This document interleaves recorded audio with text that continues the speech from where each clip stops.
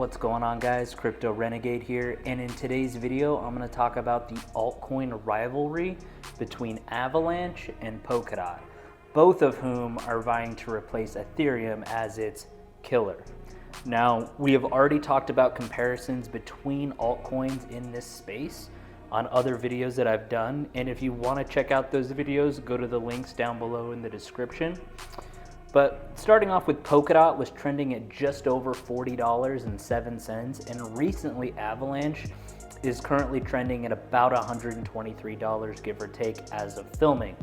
We can't yet put the finger on which of these cryptos will be able to surpass Ethereum, but hey, that's what we're here to do. But before I jump into the content, I just completely revamped my website, bitcoinlockup.com, as you can see on your screen here. There is some exciting stuff coming, and you can always preview my newest videos there before they hit YouTube or any other platform. All right, let's get started. And here we go.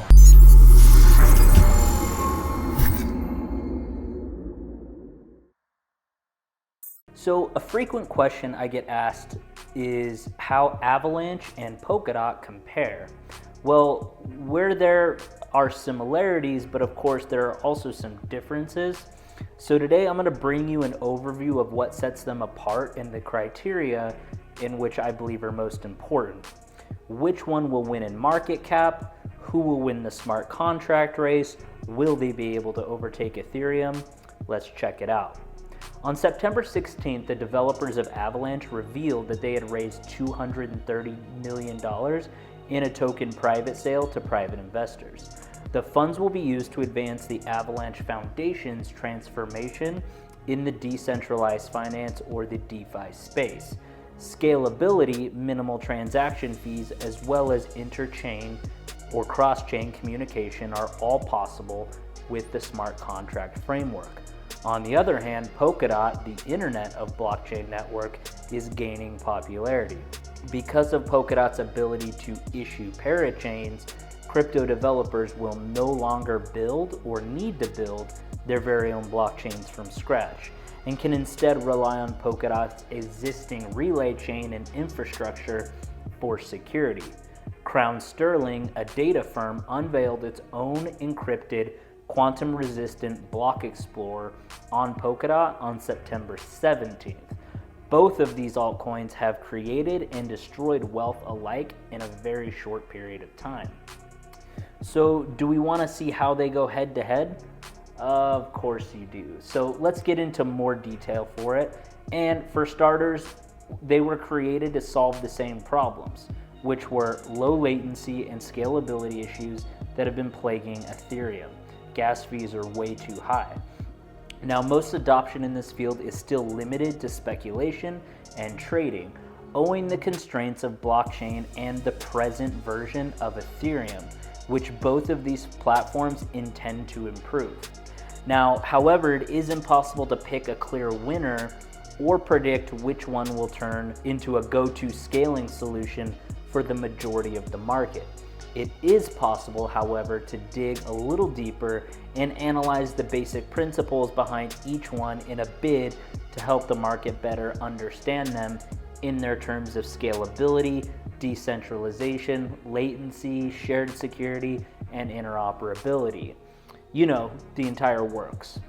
Now, scalability, Avalanche is capable of roughly 4,500 transactions per second per subnet, based on low hardware requirements of just 2 CPU cores and 4 gigabytes of memory. And with also, of course, a validator capacity of over 2,000 nodes. Not bad. Performance is CPU bound, and if better performance is desired, more specialized subnets with higher minimum needs can be constructed in order to achieve 10,000 plus TPS within a subnet. Now, Avalanche intends to have thousands of interoperable subnets, each with their several virtual machines or blockchains. The number of subnets that can be built is completely unlimited. Now, Polkadot parachains can also handle up to about 1,500 transactions per second. The performance of a parachain is split between multiple para threads, offering lower performance and competing between themselves in a per block auction to have their transactions included in the next relay chain block. Now, the number of validators on the relay chain limits the number of parachains. They intend to attain 100 total parachains. Due to its ability to issue parachains, crypto developers would no longer need to build their own blockchains and can simply just use Polkadot's existing infrastructure like I mentioned. Now, Avalanche, with its higher transactions per second, no limit on the number of subnets or blockchains that can be created, and the snowball consensus can scale to potentially of millions of validators all over the world participating in consensus scores more than Polkadot. Now, decentralization Avalanche consensus can scale to tens of thousands or even millions of validators through repeated subsampling. Now, the more validators there are, the faster the network grows. Anyone can run a node, and there is no limit to the amount of subnets or virtual machines that can be built. Now, Polkadot contains 1,000 validators in the relay chain, each validating a parachain with a minimum of 14. Now, the relay chain is a single point of failure because all parachains connect to it and the number of validators is limited. They hope to achieve 100 total parachains, as I mentioned, and to win an auction to lease a parachain space for up to 24 months or 2 years, which is a considerable amount of DOT that will need to be purchased to lock up. So only projects with merit decided by the people will be able to afford a parachain slot. You better learn how to raise some money. Well, then who has my money? There is no money, you son of a bitch. Now, parathreads are an alternative for those who need less performance and can't get a parachain slot. Avalanche's groundbreaking consensus methods, which may grow to millions of validators all engaging in consensus at the same time, provide unequaled decentralization. Now, there is no limit to the amount of subnets and virtual machines or VMs that can be created, and anyone can do this for a modest price. However, in contrast to Polkadot, the number of parachains is limited and may be cost prohibitive for many, and the relay chain is only temporarily issued for more new coming opportunity projects. Now, latency Avalanche consensus achieves finality within 3 seconds, with most happening in sub 1 seconds, immutable and completely irreversible. Any subnet can connect directly to another without having to go through multiple hops, and any VM can talk to another VM within the same subnet as well as external subnets. It doesn't need to wait for an extended period of time with risk of rollbacks. Polkadot provides a hybrid consensus protocol consisting of block producing protocol called BABE, which stands for Blind Assignment for Blockchain Extension, and a finality gadget called Grandpa to choose a chain from several alternative forks using a simpler fork choice rule. Rather than voting on each block, it agrees on chains when 2 out of 3 validators swear to a chain containing the block. The blocks are before it is finalized. The longer the time period, the more secure the network, but at the expense of finality. In this regard, Avalanche scores above Polkadot. Shared security Polkadot requires shared security since it employs shared state between the relay chain and all associated parachains. If the relay chain must revert, then all parachains must revert.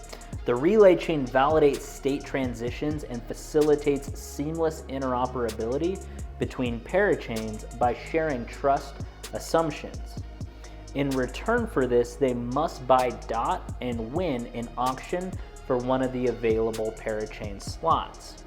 In Avalanche, a subnet is a dynamic set of validators who collaborate to reach consensus on the state of a collection of numerous different blockchains, where complicated rule sets can be configured to satisfy regulatory compliance. Now, in contrast to Cosmos, where each zone and hub has its own validators, a subnet can validate a single or several virtual machines or blockchains using a single validator set. Shared security is optional. So Polkadot wins this round as shared security goes and is mandatory and is built into a key decision and design by Polkadot's infrastructure. Interoperability, the shared state of Polkadot, means that if one blockchain needs to be reverted, they all get to be reverted, or really need to be. Interoperability is supported between parachains via the XCMP protocol and with other systems using bridges, which are specially constructed parachains or parathreads to communicate with other ecosystems like Ethereum and Bitcoin. This is coming soon as part of the EVM parachain you may have heard of called Moonbeam. Maybe you've heard about it. Finality time between parachains is roughly 60 seconds. However, connecting to external blockchains will take longer. Now, the white paper estimates it could be up to 60 minutes. So Polkadot can only connect 2 external systems for now, but the foundation is limitless. Polkadot also has a limited number of parachain slots, restricting the number of bridge blockchains. Parathreads could be utilized for slower bridges, but future blockchains will be faster. Now, Avalanche uses the same trust assumptions for all blockchains inside of a subnet, but differing levels of trust between subnets. However, because the primary network is made up of all validators, it can be utilized to establish trust. Avalanche also offers a substantially faster finality time and has no limit on the amount of blockchains, subnets, or bridges that may be constructed. So in this case, I will put Avalanche a little bit ahead as far as the barrier to entry for new node operators, and it's much more accessible. Polkadot is a bit more like this. Stay out of my territory. And with that being said, on the Avalanche blockchain, over 225 projects are in the works. Tether, USDT, behind the $68 billion stablecoin, is, for example, in the early stages of introducing USDT on Avalanche. Polkadot's network currently hosts 494 applications ranging from dApps to wallets to transaction validators and more. Chainlink, which is a multi-billion-dollar Oracle token, is also included. It's apparent that if you ask me, I'll put Polkadot a tad bit above Avalanche, given all of the parameters that we just discussed. Of course, Polkadot started its design with decentralization as its #1 priority, and although there are many interesting opportunities and unique abilities on AVAX, it still has a way to go to achieve a more decentralized design and infrastructure. But if you do think that I'm missing something, do let me know down in the comments below, and I may just include that in the next video. With all that being said, that was it for today's video, guys. I hope you enjoyed it. Let me know your opinions on this in the comments below. Do you like Avalanche or Polkadot better? And don't forget to like, share, and subscribe, and I will see you guys in the next video in the top right corner on Ethereum 2.0. I will see you guys in that video right now. Crypto Renegade out.